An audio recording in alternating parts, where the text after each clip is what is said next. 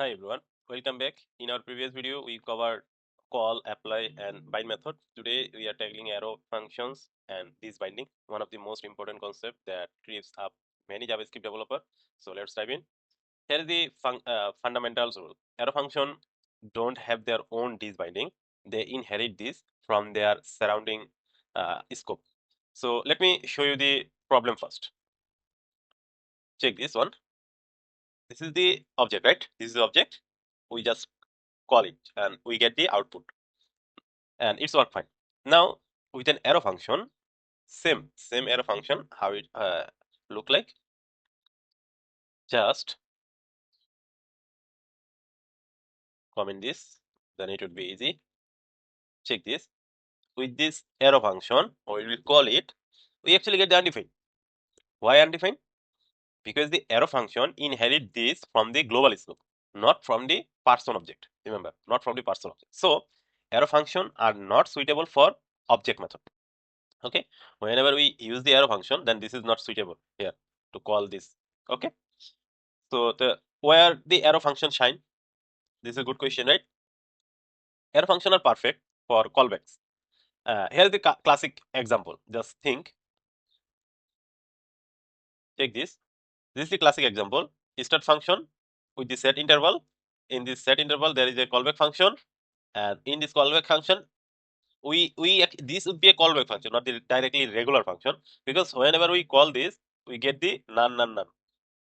Okay, the problem, inside the callback, this no longer refer, this dot count no longer refer to counter, this counter. Okay, now let's fix it with an arrow function. Just remove this one and call this. Okay, whenever we call this, just convert this with the arrow function, it actually give you the output with 1 2 3 dot. Okay, I mean, so on. This is the output and perfect. This is actually perfect example. The arrow function inherit this from the start method, from this start method. Okay, and so it correctly point to the counter object. Okay, so I show you the another example. Check this. This is a team.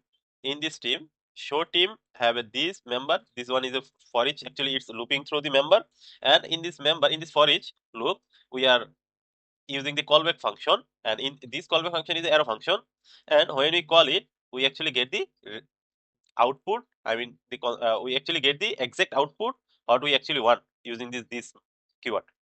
Okay, and this is interesting. Okay, next, arrow function have a limitation, and it's true. Like, you cannot be used as a constructors. Okay, check this. There is a person in this arrow function. You try to using like this, and no, this would be error. Because this is already arrow function and you are using the constructor with the new keyword, and it's not suitable. Okay, secondly, no argument object, use rest parameter instead if you want. Like, check this one. This is, you are using the rest parameter, right?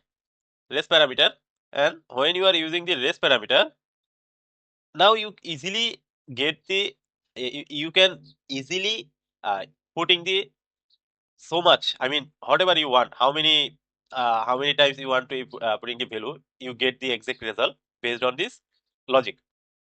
Also, cannot change these with the call, apply, or bind. Okay, if you want, check this is the arrow function. In this arrow function there is a variable called the object, and you call arrow function dot call object. Actually this not change here. This keyword is not change here. Okay, okay, good. Now, quick guideline. Use the arrow function for callback and arrow methods when you need a preserve this from the outer scope. And thirdly, short, simple function. Then use the arrow function. This is great. Otherwise, don't use object method, constructor, and when you need to argument object, then don't use the arrow function, which is this keyword. Otherwise, you get an error. Check this one. This is a good one. There is an array and the number dot maps, and you are using the arrow function. But in the calculator, you try to use the arrow function here, and this is won't work. Okay, this dot value then plus equal the shortcut with the and. No, it's not correct. But if you are using in that case, you are using the regular function, and this would be a correct and without any issue. And that's it. Arrow function inherit this lexically, perfect for callbacks, but not for the object method. So in the next video, we will explore the IIFE, I mean the immediately invoked function expressions. Hit the like button and subscribe for more tutorial. See you in the next one.